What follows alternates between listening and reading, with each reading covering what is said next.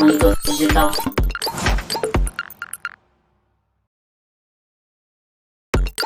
O Felipe da vez. Olá pessoal, dando sequência à nossa aula de algoritmo. Na aula de hoje a gente vai conhecer o terceiro e último laço de repetição da linguagem Pascal. Nós já conhecemos aqui, só para recapitular, o laço while, que significa enquanto, o laço for, que significa para.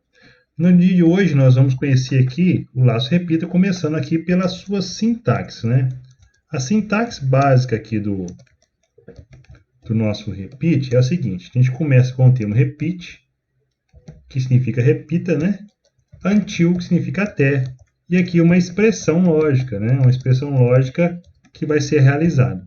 Observem que existe uma mudança aqui, estratégica aqui, da forma de perguntar a expressão lógica. No while significa enquanto, e aqui significa até. Então isso faz com que seja analisado, o computador analise a expressão lógica de maneira diferente. Tá? O enquanto é uma coisa e até outra. Nós vamos entender isso melhor num exemplo daqui a pouco.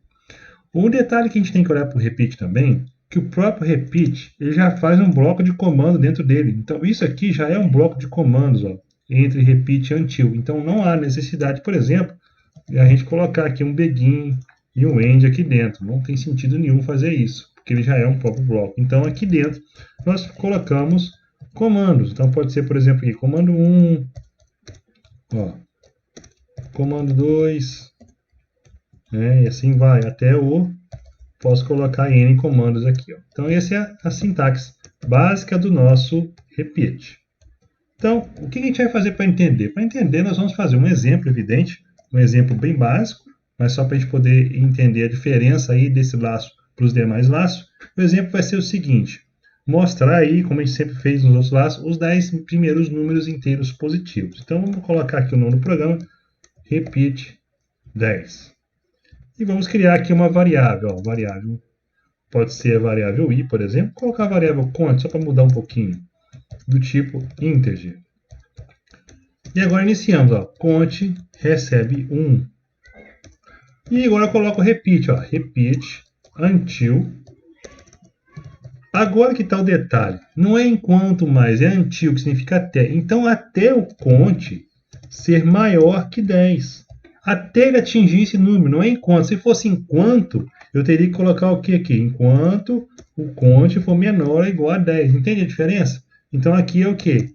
Maior que 10. Até, porque o termo não é enquanto mais. É só colocar aqui um comentário para vocês memorizarem. Então aqui é até. Então por isso, o sinal de operação aqui relacional muda, né? Então a gente usa o maior e não o menor é igual.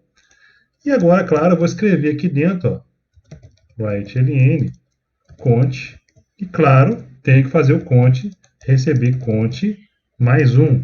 Essa linha aqui é uma linha mágica importantíssima dentro do repeat, porque se eu não faço isso, o count nunca vai atingir 10, ou seja, passar de 10. Então esse laço aqui, ele vai ficar rodando aqui, ó, infinitamente, ou seja, ele não vai parar. Então por isso é importantíssimo você não esquecer disso. Vamos testar o programa, né? Vamos ver se ele funciona. Rodando o programa. Aqui ele já mostrou os 10 números perfeitamente. Olha. Então deu certinho, né? Mas olha só, o interessante do repeat, não sei se vocês perceberam, a diferença básica entre ele, eu não falei até agora para chegar nesse exemplo aqui, é o seguinte, que a verificação é feita sempre no fim. Essa é a diferença básica, essencial de um laço enquanto para o repeat. Porque o laço enquanto, a verificação é feita no início. Então, se a verificação é feita no início, pode ser que o laço não executa nenhuma vez. Agora, o repeat não. O repeat, a verificação é feita no fim. Então, esse trecho de código aqui, ó, vai ser executado pelo menos uma vez. Então, quando se aplica o repeat? Quando eu sei que tem uma estrutura lógica, que eu sei que pode ser executado pelo menos uma vez ou N vezes. Ou seja, eu vou usar o repeat nessas situações. São situações muito específicas, muito raramente você precisa usar o repeat para fazer esse tipo de verificação, para rodar pelo menos uma vez. Né? Lembrando que o laço while é o laço universal, né? Então ele pode ser utilizado sempre, dá para você fazer uma jogada aí para ele poder ser executado uma vez. mas quando for o caso é bom usar o repeat para ficar um programa um pouquinho mais bem elaborado, né? Então, relembrando, então, a diferença básica entre o repeat e o while é que a verificação é feita sempre no fim, garantindo que esse código seja executado pelo menos uma vez. Quer ver? Olha só, vamos colocar aqui o count valendo 11.